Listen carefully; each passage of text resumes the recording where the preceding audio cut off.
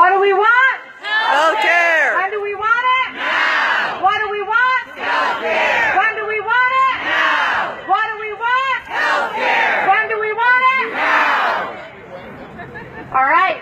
Next up is Robert Davidson, a candidate for U.S. Congress in District 2. Let's give it up for Robert. Thank you very much. Man, I'm following in some big footsteps here, so I'm going to do my best. I want to thank the organizers. I want to say how humbled I am to be on this stage with all these folks and to be here with all of you. So my name is Rob Davidson. I'm an emergency physician. I've been doing that for nearly 2 decades of my life. And I see the current healthcare crisis that we're facing up close and personal. For me, healthcare is real life. It's what I do every day when I go to work. I'm here because even though the Affordable Care Act has been amazing for so many people, and I see people with expanded Medicaid that never could come to the hospital before without worrying about bills, we still have 30 million people in this country who have no insurance. We still have 40% of our population, over 100 million people who are underinsured because of junk insurance policies. They have $10,000 deductibles, they have co-pays they can't afford. So we have a long way to go. I believe the only cure for this crisis is Medicare for all. Now, something a lot of people don't talk about, and this, people before had said that it's okay to be a radical. I'm a radical. I'm going to suggest something here. I am not a radical because I don't think this is radical.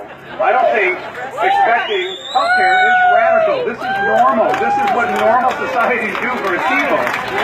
So we need to tell everyone this is normal. Healthcare for all, Medicare for all is good for people. That is undeniable.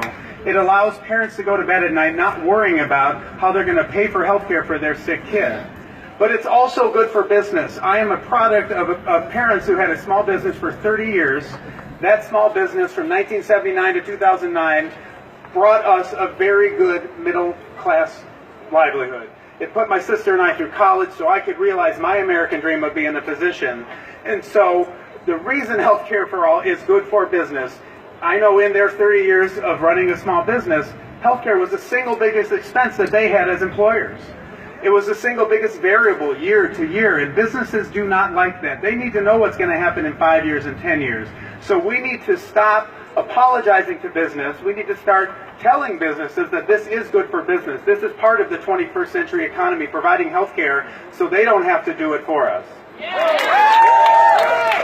Now, I am an emergency physician. It's what I do. It's what I love. But I'm also here as a candidate. I decided shortly after the election that I was going to run for Congress. I'm running in the 2nd Congressional District on the Lake Shore against Bill Huizenga. So I decided to get into this race after a couple of town halls with Congressman Huizenga, specifically talking about health care. He and I have very opposing views on health care. And he has stated something to me that has just stuck with me, and it was maybe the linchpin that told me, you have to run against this guy. He told me he thinks that people need to have skin in the game when it comes to health care.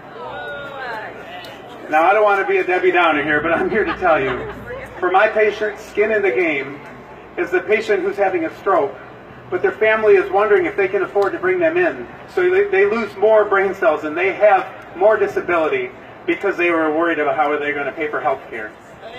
That ain't right. For me, for my patient's skin in the game is people wasting precious minutes when they're having chest pain, when they have a heart attack, because they're worried if they're going to be able to pay their rent or they have to pay for their health care. At any rate, I'm here because of the teenage girl that I saw, whose mother brought her to her doctor when she was having abdominal pain.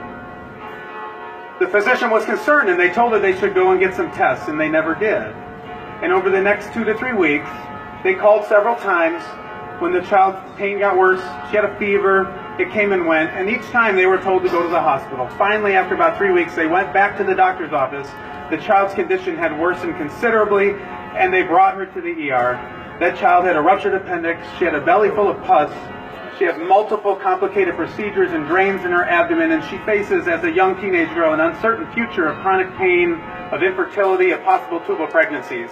And that ain't right. That ain't right. Now, just this spring, in my family, my teenage daughter had abdominal pain. We were in Cusco, Peru, volunteering as a family, and she developed abdominal pain. And once my wife and I decided she needed to see a doctor, we didn't stop and think for 1 second, because that was not in the calculus for us. Can we pay for her health care? She had her appendix out in Cusco, Peru. She faces a certain future where she will be just fine. She does not face the same future as that kid who didn't go in because her mom couldn't afford it. Her mom was asked, why didn't you bring her into the hospital sooner? And she said it was cost. We don't have health insurance. And that ain't right. I think to me and to all of us here, health care should be expected by a people of its government. When I'm sworn in 2019 on the Constitution, I'm going to remember in Article 1, Section 8 of the U.S. Constitution, Congress shall promote the general welfare of its people. And Medicare for All does just that. Thank you. Medicare for all. Medicare for all. Medicare for all. Medicare for all. Medicare for all. Medicare for all. Medicare for all. Medicare for all. Medicare for all. All right. Last but certainly not least, we have the Vice Chair of the Michigan Democratic Party Disability Caucus and an extraordinary